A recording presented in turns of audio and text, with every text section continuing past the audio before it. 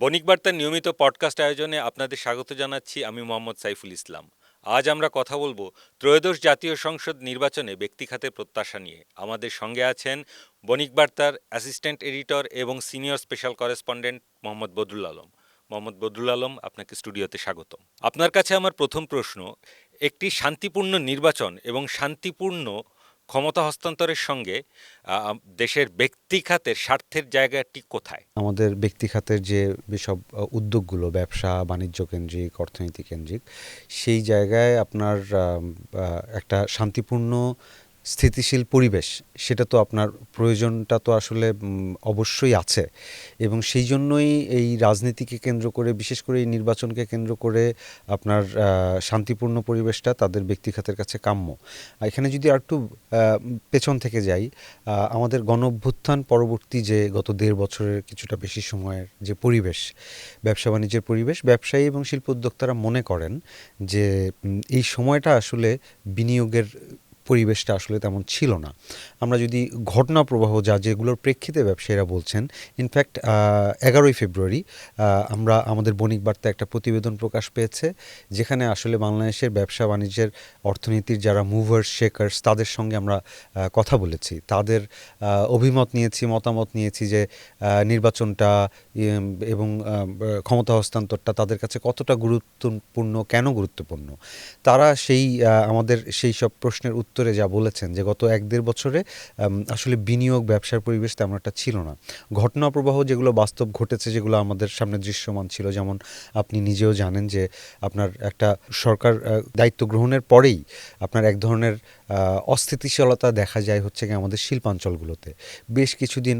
মোটামুটি এটা আসলে দায়িত্ব গ্রহণের আগে থেকেই এক ধরনের অস্থিরতা চলছিল শিল্পাঞ্চলগুলোতে এবং সেটার আরও কিছু ব্যাপ্তি বৃদ্ধি আমরা দেখতে পাই বেশ কিছুটা সময় ধরে, এবং সেই সময় শিল্প উৎপাদন ব্যাহত হয়েছে এবং তারপরে শিল্প উৎপাদন সচল রাখার জন্য যে কাঁচামালের যে জিনিসগুলো, যেমন জ্বালানি সরবরাহ, সেই জায়গাগুলোতে জ্বালানি সরবরাহের একটা সংকট এই গোটা 1.5 বছর, যেমন আমরা সেই প্রতিবেদনে উল্লেখ করেছিলাম যে আমাদের যা সরবরাহ তার 30-40% জ্বালানি সরবরাহ নেমে এসেছিল।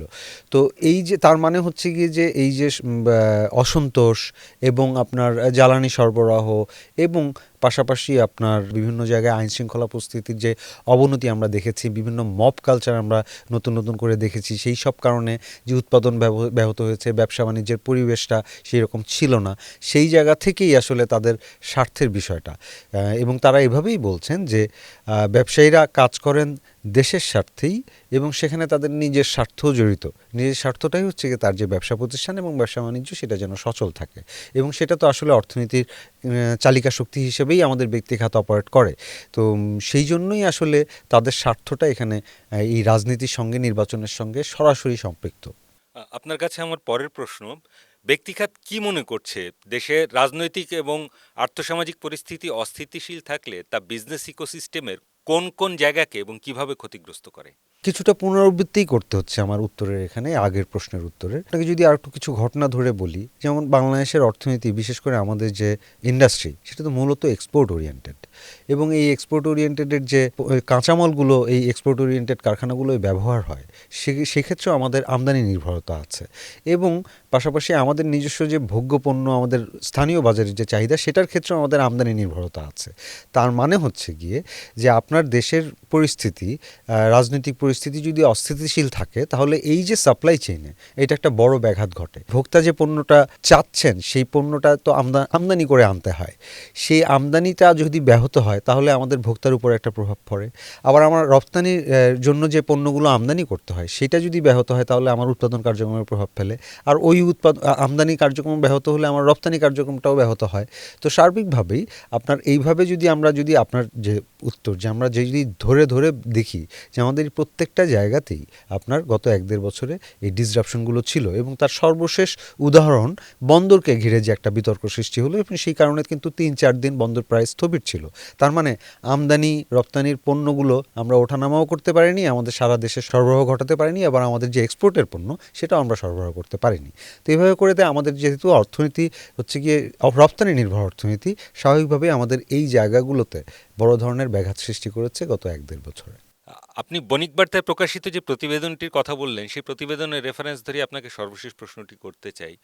দেশে ব্যক্তি খাতের সঙ্গে রাষ্ট্রের দূরত্ব কিন্তু বাড়ছে এবং এটা আগের যে কোনো সময়ের চেয়ে বেশি, এবং আমরা দেখতে পাচ্ছি মূল্যস্ফীতি লাগামহীন, ব্যাংক ঋণের সুদ হার এখন 15% গিয়ে ঠেকেছে, বিনিয়োগ আসছে না, এবং একই সাথে আমরা দেখতে পাচ্ছি যে জ্বালানি সংকটে শিল্পোৎপাদন ব্যাহত হচ্ছে। তো এরকম পরিস্থিতিতেও কোনো কোনো ব্যবসায়ী বলছেন যে দেশের অর্থনীতি এখন এক প্রকার প্রস্তুতি আছে, কেবল একটি নির্বাচিত সরকার এসে দায়িত্ব নিলে এটা এক প্রকার টেক অফ করবে। তো আমার প্রশ্ন হচ্ছে, মানে এই বিষয়টিকে আপনি কিভাবে ব্যাখ্যা করবেন?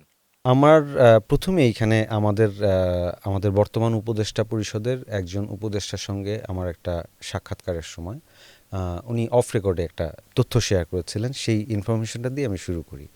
যে এই যে অন্তর্বর্তী সরকার, আপনি দূরত্বের কথা যেহেতু বলছেন, আমি এই কারণে এই কথাটি বলছি যে এই অন্তর্বর্তী সরকারের একটা জিনিস উনি আমাকে কথা প্রসঙ্গে বলছিলেন যে এই জিনিসটা আসলে মেনে নিতে হচ্ছে। কি সেটা? সেটা হচ্ছে কি যে অ্যান্টি বিজনেস বায়াস, মানে এইটা সরকারের এই যে অ্যান্টি বিজনেসের ক্ষেত্রে যে এক ধরনের বায়াসনেস, মনোভাব, মনস্তত্ত্বটা, এইটা আসলে শুরু থেকেই ছিল। সেটার প্রতিফলন হিসেবেই কিন্তু আমরা দূরত্ব দেখতে পেয়েছি। কিন্তু বাংলাদেশের যদি আপনি শিল্প বাণিজ্যের ইতিহাস দেখেন, সবসময়ই সরকারের সহায়তা, সরকারের সঙ্গে এনগেজমেন্টের মাধ্যমেই আসলে আমাদের ব্যক্তিখাতের বিকাশটা ঘটেছে। আপনি আমাদের পোশাক শিল্প বলেন বা আরও দুই একটা শিল্প যেগুলো গড়ে উঠেছে, সেগুলো সরকারের নীতি কাঠামো, সরকারের সরাসরি সহায়তার সুবিধা নিয়েই তারা এই শিল্প, ব্যবসা বাণিজ্য বড় করেছে। সেই জায়গায় যখন এই সরকার দায়িত্বে আসলেন এবং যখন অ্যান্টি বিজনেস বায়াস একটা মনস্তত্ত্বই তারা দেখাচ্ছিলেন, সেই জায়গা থেকেই কিন্তু আমরা এমনটাও শুনি, বিজিএমইএ মানে আমাদের তৈরি পোশাক খাতের যে সংগঠন, তারা আবেদন করেছে লিখিত যে আপনার সঙ্গে সাক্ষাৎ করতে চাই, কিন্তু সেই সাক্ষাৎ তারা পাননি।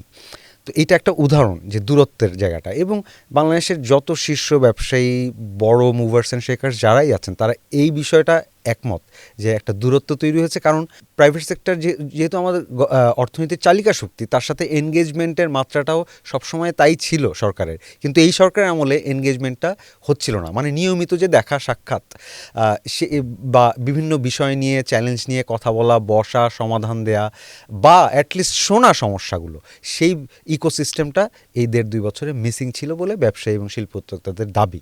এবং আসলেও বাস্তব সেই ধরনের কিছু ঘটনা দেখেছি, এবং আমি আমাদের একজন উপদেষ্টার বক্তব্য আপনাকে বললাম। সব মিলিয়ে আপনাকে দূরত্বের জায়গাটা বোঝানোর জন্য আসলে এত কথা বললাম, যে দূরত্ব কিভাবে হয়েছে, কেন হয়েছে, এবং আসলেও দূরত্ব এক্সিস্ট করে কিনা। অবশ্যই দূরত্ব এক্সিস্ট করে, আমরা যতদূর জানতে পেরেছি। এবং সেই জায়গা থেকেই তারা মনে করছেন দূরত্ব থাকলেও আমার দেশের অর্থনীতির যে একটা মূল প্রধান একটা দুটা ক্ষেত্র হচ্ছে কি যে আমার রিজার্ভ এবং রেমিটেন্স। আমাদের অনেক সংস্কার হয়তোবা উদ্যোগ হয়েছে, সংস্কার হয়তোবা শেষ হয়নি, কিন্তু এই যে রেমিটেন্স এবং রিজার্ভ, এই দুই জায়গা কিন্তু যে আমাদের এই সরকার দায়িত্ব নেওয়ার আগে ঠিক আগ মুহূর্তে আমাদের রিজার্ভ $20 বিলিয়ন নিচে নেমে গিয়েছিল। সেটা এখন আবার ধীরে ধীরে একটা উন্নত, একটা গ্রহণযোগ্য পর্যায়ে এসেছে। রেমিটেন্সের প্রভাবটাও এখন ভালো রকমভাবে বৃদ্ধি পেয়েছে। সেই জায়গা থেকেই তারা মনে করছেন যে না, আমাদের শক্তিমত্তা, অর্থনৈতিক শক্তিমত্তা এখনও মোটামুটি আছে, যদি আমরা সেই এনগেজমেন্টটা তৈরি করতে পারি, যেটা ছিল এই সরকারের আগের আমলেও ছিল।